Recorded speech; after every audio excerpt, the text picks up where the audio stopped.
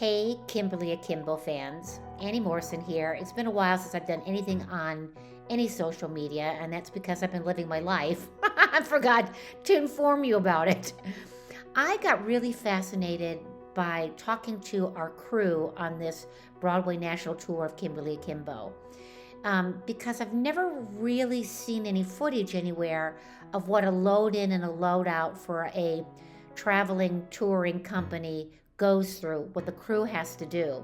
Now, I've known they've set up cameras so you can watch in a quick time a set being put in, but you don't really get to see all the moving parts of it. The best I can do is very crudely interview each of the crew of Kimberly Akimbo on this national tour because I want to know their perspectives and their roles of putting in a show and putting it back out again. And let's just have some fun.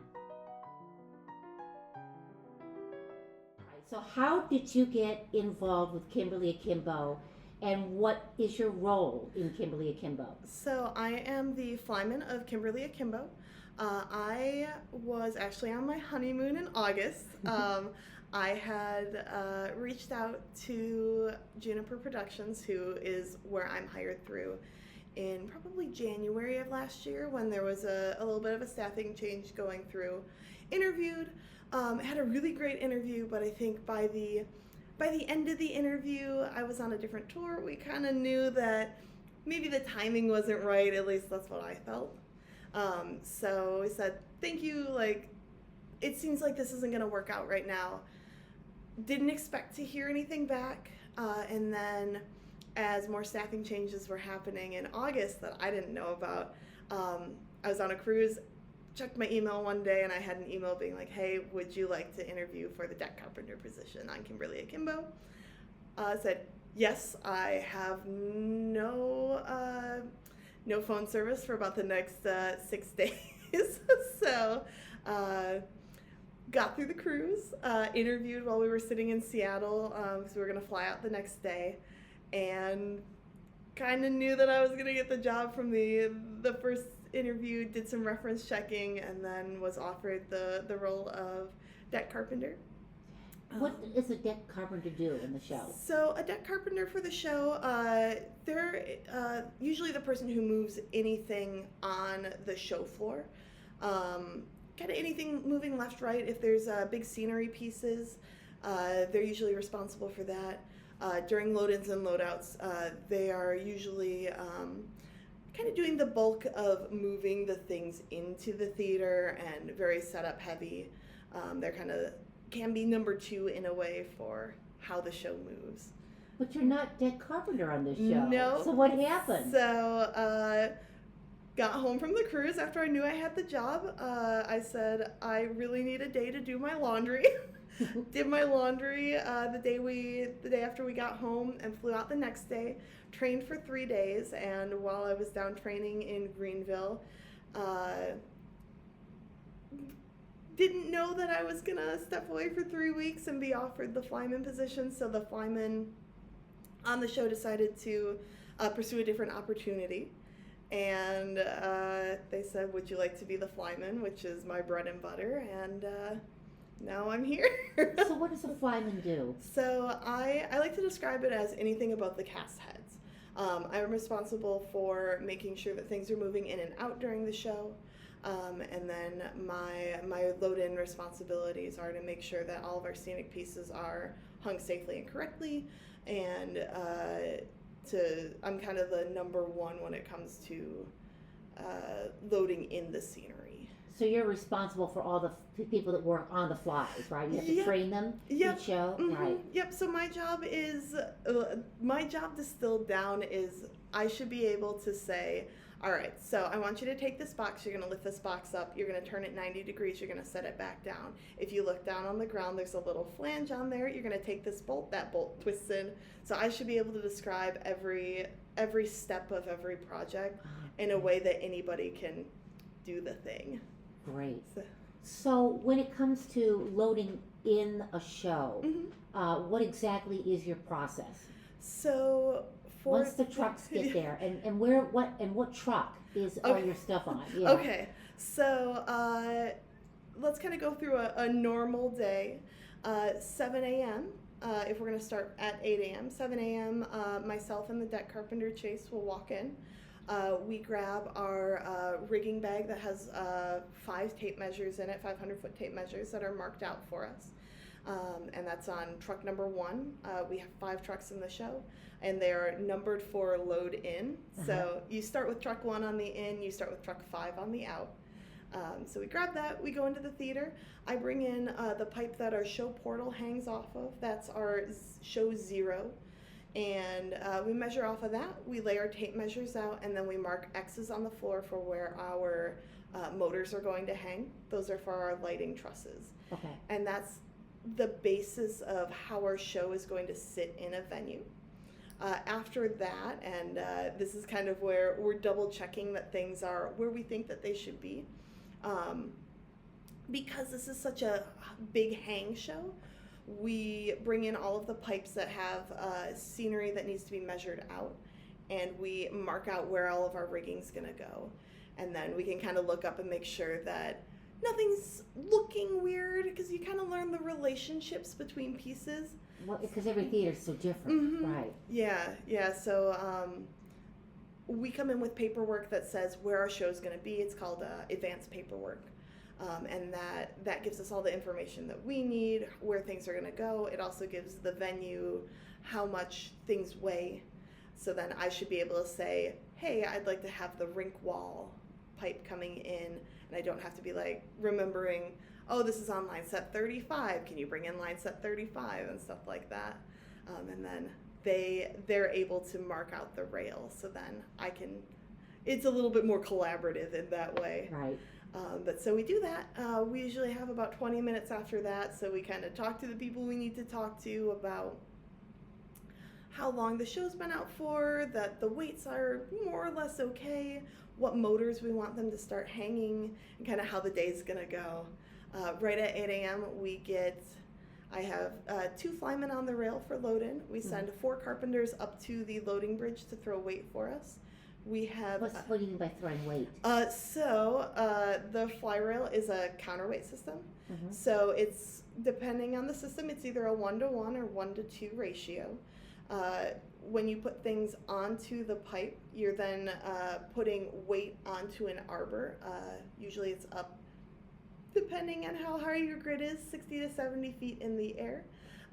They put on an equal amount of weight to what you have on your pipe, and then you slip it out, and eventually that weight will equalize.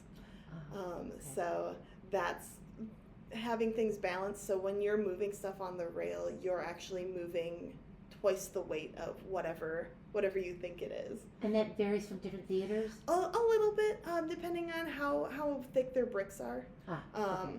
But it's always within, they can usually get it within 10 to 15 pounds. Wow, okay. So it's kind of, so if you're hanging a 500-pound piece, you have 1,000 pounds on the entire system there at one point, because you've got 500 here and 500 here. So you basically, all the fly stuff really has to go up first, doesn't it, before you can do anything else, right? So you're right on top of it first thing in the day. Yep. Right. So between myself and then I'm big on communication. That's like number one thing. Like after safety, like communication is the next thing. So between myself and the electricians, we usually talk pretty frequently about, hey, I'm thinking about going to hit this project. Are you guys going here? Okay, you guys are going there. That should give me enough time so that if you do that and I do this, we won't be on top of each other.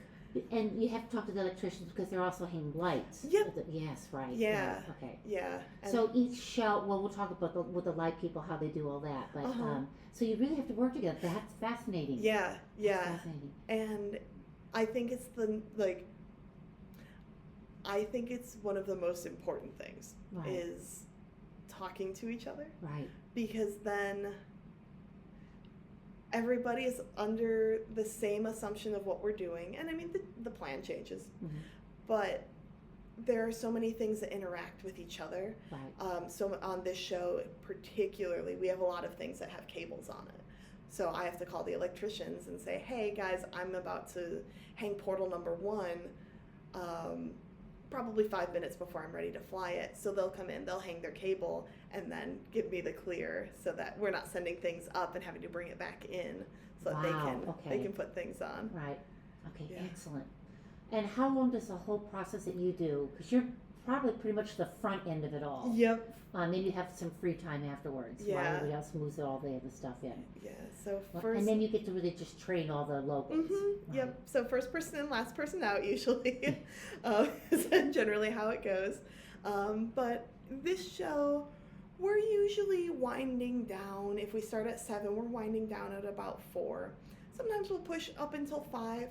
just to okay. get ourselves a little bit of extra time. This show has, you get it about 95% set, and then you have to come back and do all the little bits. Right. So it's kind of, it was frustrating at the beginning because you couldn't fully finish a project. Now we've gotten a little bit better at okay, well, we can get this like 98% done. But yeah, a good day. And before we walk out, because it's such a big fly show and there's so many things that are right next to each other. Right, and that can be a problem in some theaters. Yeah. Right. We'll always run everything in and run everything out, just to make sure that the final stamp of approval that we will have a safe show that functions and we're not going to destroy anything or anyone. I do remember that there was one theater where it was so close that they did bump each other. Yeah. How did you guys solve that? So that one, what did we do for that? It was the rink wall and the snowflakes because they are right next to each other. And so what we did was we would make sure that the rink wall, when we brought it in for the intermission battery swap, we would make sure that we steadied it. There's an intermission battery swap. Yep. So that those signs that light up during intermission, one of the first things I do is I bring in that rink wall once I get a clear on. Well, that's why he's screaming, rink wall in. Yep, okay. Exactly. Yeah, so that comes in. Chad is my eyes out there because I can't, my front of house shot doesn't show me anything. Right. So we always make sure that nobody's going to get hit by it. But we bring that in. They pop a couple connectors for the batteries so that they're not sitting there with electricity running through them. Right. And then we send it back out. But so we would we'd leave the snowflakes in because we knew that they were okay. We'd steady the rink wall and we'd fly the rink wall out and then we'd fly the snowflakes out. So sometimes it's just manipulation of order. And because of how that move functions in the show, we were okay to bring that rink wall out and then take the snowflakes out. Okay. So, wow. Yeah. So you got the show going, now it's time to load out. What happens now? So first thing we do is, in an ideal situation, we have a little bit of time that we can do, we call them the little projects, but just kind of getting us ready, like small hardware things that break apart. We kind of get those done, and then what kind of things is that? So like the double blue doors that we have, there's a little bit of hardware that holds the mechanism, so that gets removed. We've got some bottom pipe that we can pull. We've got cables that run down the edge of curtains that are stretching the curtains to keep them flat. We'll pull the turnbuckles at the bottom so that that's clear and ready to fly. What else do we got? Chase has a bigger list than I do. I kind of am like, all right, yeah. I'll get Chase on it, right? Yeah. So there are little things you can do until, because you said you're like the last out. Yeah. Right. Yeah. So we do that, and then generally we step away for a 30-minute provided meal. So lots of chicken from different catering companies across the country. We do that, and then right when we start, we get handed 14 carpenters, 4 of which we'll send up to load the bricks. And we usually say, hi, my name is Sam, this is Chase, you're stuck with us for the rest of the night. Kind of give them a rundown, say that, there's not much else other than what you can see. And then Chase takes them all, and I start floating out any of the curtains that we can get to that aren't connected to stuff. Especially the house stuff, because I want to make sure that nobody's going to run it over or ruin it, because we don't want to pay for that. After that, we disconnect some scenic pieces so that we can start floating more out, and then we start on any of the big scenic walls. After those scenic walls come down, we pull up the floor. Floor goes onto 6 carts. Yeah. And they stand upright vertical, which is kind of kind of fun. After that, we start knocking out all of the rail stuff. I've got 4 hampers that my curtains back up into, and then we've got 2 big scenic carts. We've got one that the wall E, which is that upstage wall that closes off the kitchen. We've got the school header and the bedroom wall that all lives on one cart, and then kind of the rest of everything else lives on what we call the junk cart or the yard sale cart. So you have to fold all those, right? Yep. Yeah. Wow. How do they not have wrinkles in them? That's fascinates me. You don't look too close. Okay. No, we also carry a Hudson sprayer. I'm sorry, what? So I don't know if it's colloquial term or if it's actually what it's called, but it's a big plastic container. It almost looks like a, those juice barrels. Right. And it's got a plunger on top. And it's got a hose with a sprayer. So you fill it up with hot water, make sure it's all sealed, pump it to get some pressure in there, and then especially for portal 3 that's right around that kitchen, that blue curtain, that's what we want to look, pristine. Mm-hmm. So you get it as good as you can, and then you put the pressure into the Hudson sprayer, and it'll spray a fine mist onto your curtains. But that gets it just enough that things will start to smooth out. Do you do it from the back, or you don't do, or you do it on the paint side? We do it on the front. That is a printed curtain, so we don't have to worry as much about paint. Okay. The basement brick wall that's over stage right, I think that's the only thing that's traditionally painted. Everything else, I think, is a printed curtain. And it's a brick wall, so I don't care if it's got wrinkles in it. Yeah, you can. A lot of stuff probably hangs out, doesn't it? Yeah. And we put in a lot of stretcher things, and you pick up little tricks of the trade along the way. But one of the things that helps us out a lot is at the tops of the curtains where we tie, you make sure that everything's stretched out nice and tight, and then as the bottom pipe kind of hangs.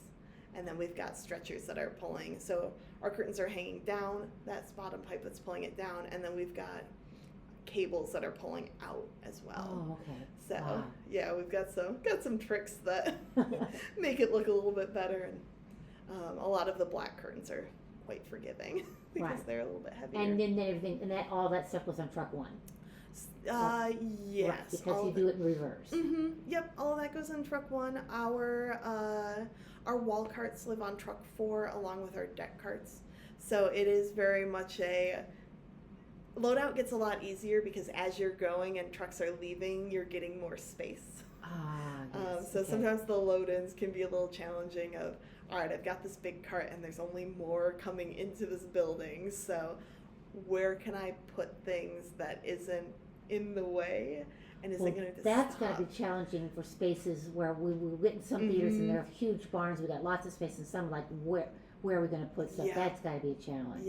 Yeah. I always say it's the that little phone game where you have to move the blocks to get the one block out. Yeah. That's very much what what loaded can feel like sometimes. Like, all right, if I move this cart here and then if I take this, and we'll have just enough room. Your job is never boring. No. Yeah. Much more fun than a factory job. Absolutely.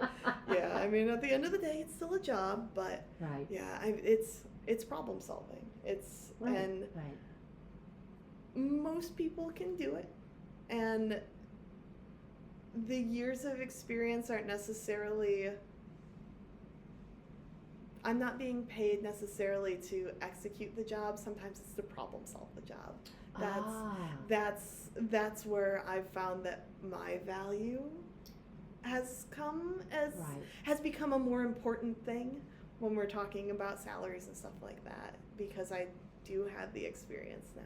Oh, so that's cool. Yeah. It's I've seen it, so I know how to deal with it in a way. Would you recommend this would be a good job for tech kids? I think so. Yeah. And I've been very lucky in my life to talk to both people who want to do technical theater and their parents. Mm-hmm. And there is money to be made. There is, depending on what route you go on, through the union, I have healthcare, I have retirement, I have the ability to save, and I have the ability to pay off my student loans. So there is money. And you're on an adventure. Yep. From city to city to city. Yep. I've worked in 49 of the 50 states. Hawaii's the only one I haven't worked in, but I've been to all 50. Well, now we got to fix that. How are you going to get a job in Hawaii? Yeah, well, there is a touring venue, but I've heard that they are under renovations. So that's okay. So that's a future goal. Okay. Yep, right. Just to, gotta cross it off the list. I've been to most of Canada. You've been to Alaska? I've been to Alaska. Wow. Yep. Yeah, we took Mamma Mia up there in January of 2016. Wow. So we saw that like night. It was bright out by 10 and it was dark by 4. Yeah, so, it's fun. Yeah, it was wild. That's fun. Well, is there any last minute thing to think of that if you wanted people to know about inning and outing? Oh, inning and outing. I would say that if somebody wanted to do this career, work on your communication, and if there is a local IATSE around you, to reach out to them. If someone doesn't know what IATSE is, what's IATSE? The union? Yeah, IATSE is the stagehand union. It is the International Alliance of Theatrical Stage and Entertainment. I think that's correct. Yeah, yeah, that sounds right. Yeah, colloquially IATSE, IATSE, but they are the locals that when we come into a venue, we hire people through there. Okay. So they a lot of the times will offer training, or if you go in and you say, hey, I'm interested in this, there's likely someone, or they can get you in contact with someone who can give you a realistic look at what the job looks like in your location. And if you're looking at wanting to tour, playbill.com, the job section, I usually filter down technical, and then I'll go to paid and union are usually what I filter to, because that's where I'm targeting myself.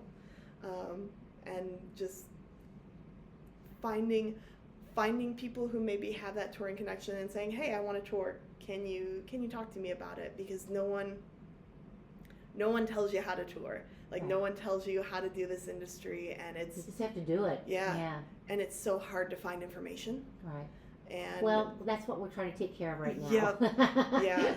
And everyone's path is so different that until you're in it, it can be really intimidating to try and get into it. Right. And there are people out there who are willing to help you too. Yeah.